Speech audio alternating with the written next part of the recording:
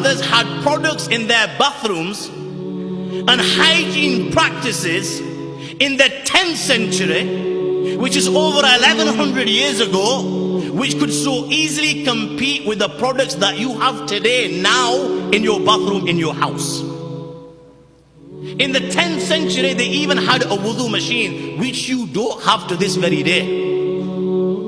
It was mobile. It was brought before a guest. The guest would tap the head. It looked like a peacock on a tray. The guest would tap the head, and water would come out in 8 short spurts, enough to perform wudu. Compare that with the sink and tap of today. In the 13th century, 800 years ago, the likes of Al-Jazari had already made numerous clocks of all shapes and sizes. You believe that the first Big Ben is the one that's in London. That's not the first Big Ben. The first Big Ben was built by your forefathers in Fez, Morocco, Maghreb. Starbucks.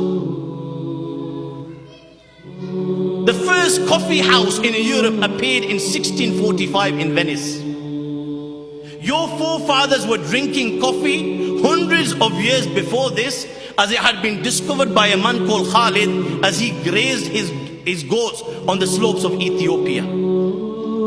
Abu al-Hasan Ali ibn Nafi, nicknamed Ziryab, he was the one that introduced the concept of a 3-course meal. Before that, the Europeans didn't even know what a 3-course meal was. Before the 10th century, your forefathers had already laid the foundation of trigonometry and algebra.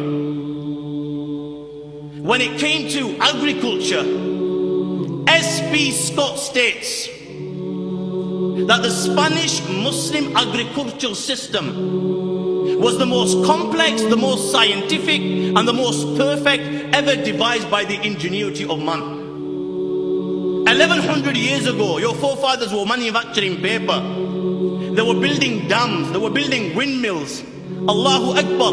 Abbas ibn Firnas had made a flying machine. It was the first machine capable of carrying a human being in the air.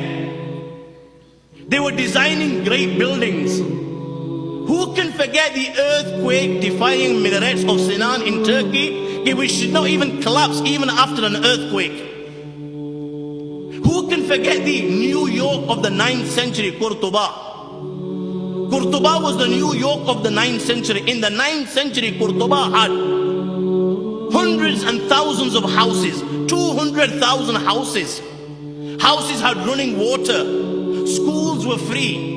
There were dozens of libraries. The streets were paved and lit.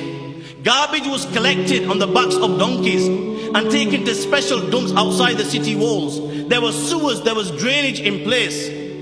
My friends, London and Paris, the capitals of the world at this moment in time, did not have these facilities for over 700 years after this. Your forefathers were designing surgical instruments, constructing hospitals. One Muslim alone designed over 200 surgical instruments, syringes, scalpels. And I assure you, modern instruments haven't changed much from his original designs.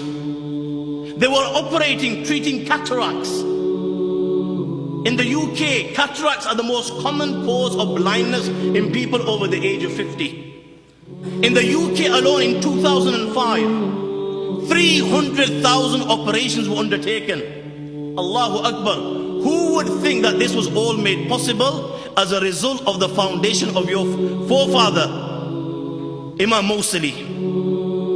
This is why Dr. Donald Campbell, 20th century historian of Arabian medicine, he says, the European medical system is Arabian not only in origin, but also in structure. He says that the Arabs are the intellectual forebears of the Europeans. And who can deny this? The Qanun of Ibn Sina dominated the Western world for over 600 years. This was just one of his works. He composed over 276 works. Who can forget the work of Al-Razi? His book was the most highly respected and most frequently used medical textbook in the Western world for hundreds and hundreds of years. Who can forget Jabir ibn Hayyan? unanimously agreed he was the founder of chemistry. My young friends, it was your forefather who devised and then perfected sublimation, amalgamation, crystallization, oxidation, evaporation, and you can keep on naming them one by one. Who can forget Al-Kindi, an all-round master? The names will keep on coming to mind. The excellence will keep on coming to mind. The virtues will keep on coming to mind. The contributions will keep on coming to mind. The achievement of your forefathers will keep on coming to mind. Indeed, these were the ummatis of Rasulullah sallallahu alayhi wasallam. They elevated the name of Allah and His Rasul sallallahu alayhi wasallam wherever they went in the globe. Whether they were traveling in some desert or in the thickness of some jungle, all of a sudden, people now, when they saw these people, or because of what they were and because of what they had achieved, my friends, all of a sudden people now were interested in Allah and His Rasul sallallahu alaihi wasallam. A fire burned in their hearts which did not let them rest till they excelled, till they became world leaders, till they became the torch bearers, the beacons, the lighthouses and the pioneers.